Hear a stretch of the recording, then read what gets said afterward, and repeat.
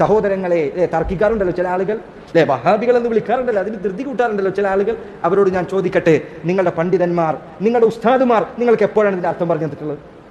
ഇതിന്റെ വിശദീകരണം നിങ്ങൾക്ക് അവരെപ്പോഴാണ് പറഞ്ഞു തന്നിട്ടുള്ളത്? നിങ്ങൾ ഇസ്ലാമിലേക്ക് പ്രവേശിക്കുമ്പോൾ ചൊല്ലുന്ന വാക്കല്ലത്, നിങ്ങൾ മരിക്കുമ്പോൾ പറയണമെന്ന് ആഗ്രഹിക്കുന്ന വാക്കല്ലത്. ഇത് നിങ്ങളുടെ ഉസ്താദുമാർ നിങ്ങൾക്ക് എപ്പോഴാണ് പറഞ്ഞു തന്നത്? എപ്പോഴാണ് നിങ്ങൾക്ക് അവർ ഇത് പഠിപ്പിച്ചു തന്നത്? ലാ ഇലാഹ ഇല്ലല്ലാഹ് എന്ന വാക്ക് അല്ലാഹുവിന്റെ റസൂൽ സല്ലല്ലാഹു അലൈഹി വസല്ലം അവിടുത്തെ ദഅവത്ത് ആരംഭിച്ചത് മുതൽ മരണം വരെ ആവർത്തിച്ച് പറഞ്ഞുകൊണ്ടിരുന്ന കാര്യമാണ്. അവിടുന്ന് അവസാനിപ്പിക്കാതെ പറഞ്ഞ കാര്യം. എപ്പോഴാണ് നമ്മുടെ ഉസ്താദുമാർ ഇത് പറയാറുള്ളത്?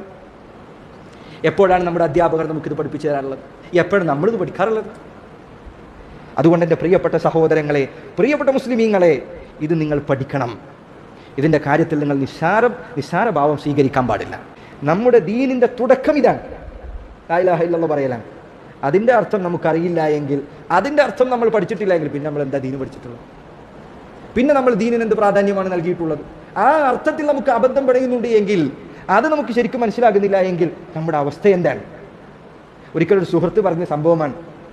അവരൊരിക്കൽ തൻ്റെ കുടുംബത്തിൽപ്പെട്ട അമ്മായിനോടോ എളാമാനോടോ സംസാരത്തിനിടയിൽ അവർ പറഞ്ഞു, എളാമ ദീനൊക്കെ പറയുന്നുണ്ടല്ലോ, എന്നാ ആയിക്കോട്ടെ എളാമ, എന്താ ലാ ഇലാഹ ഇല്ലല്ലാഹിന്റെ അർത്ഥം? അപ്പോൾ ആ സ്ത്രീ, 40-45 വയസ്സുള്ള ആ സ്ത്രീ, മുസ്ലിമീങ്ങൾ കൂടി താമസിച്ച് ജീവിക്കുന്ന ഒരു മഹല്ലിലെ ആ സ്ത്രീ, അവർ ആദ്യം അത് ചോദിച്ചപ്പോൾ അവർ പറഞ്ഞത്രേ, എടാ ഇതിനെ കളിയാക്കരുത്, ആളെ കളിയാക്കുക, ഇതൊക്കെ ചോദിക്കുന്നത്, ഇതൊക്കെ എല്ലാവർക്കും അറിയില്ലേ? ഇപ്പം എല്ലാവർക്കും അറിയെങ്കിൽ എന്നാലും പറഞ്ഞു നിങ്ങൾ, ഞാൻ കേൾക്കട്ടെ. അവർ കുറേ നേരം അതിന് മറുപടി പറയാൻ തയ്യാറായില്ല. അവസാനം അവർ പറഞ്ഞു, ലാ ഇലാഹ ഇല്ലല്ലാഹ് എന്ന് പറഞ്ഞാൽ എന്താ പത്ര പറയാൻ, അതിനകത്ത് സുബ്ഹാനല്ലാഹ് എന്നല്ലേ എന്ന് അവർ തിരിച്ചു ചോദിച്ചു. നോക്കണം നിങ്ങൾ, മുസ്ലിം ഉമ്മത്തിലെ ആളുകളുടെ അവസ്ഥയാണിത്.